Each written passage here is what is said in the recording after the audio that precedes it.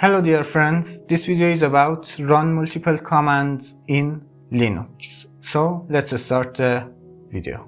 Open your terminal.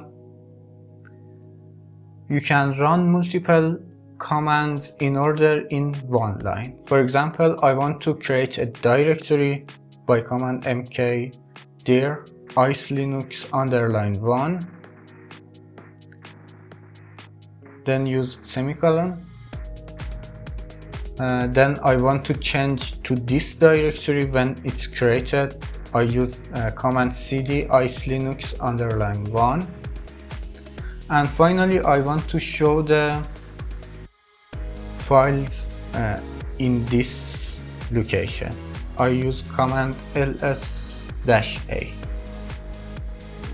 This will show all of the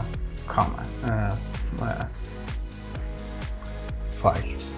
Here, as you can see, the first command is run and create IceLinux _1, then it's changed to this directory, and finally it shows the files. Now let's use the AND operator. Let's get back to the home directory and let me clear the terminal. Now I want to create a directory. For example, again I want to create IceLinux _1, so I use mkdir IceLinux _1. Then I use AND symbol.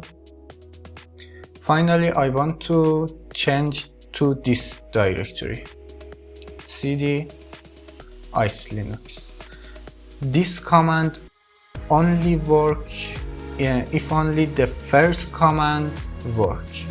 Here, as you can see, the first command faces to the problem because this file exists, and in previous command we create this folder. So when the first command faces to problem, the second command won't run, never ever. Now let's use OR operator. This works if the first command faces to problem, the second command will run. So again, I want to create this folder and I want to change to this directory. So let's run this command. As you can see, the first command faces to problem because this file exists, but the second command run and change to this directory. Here, this command works if only the first command faces to problem, the second command will work.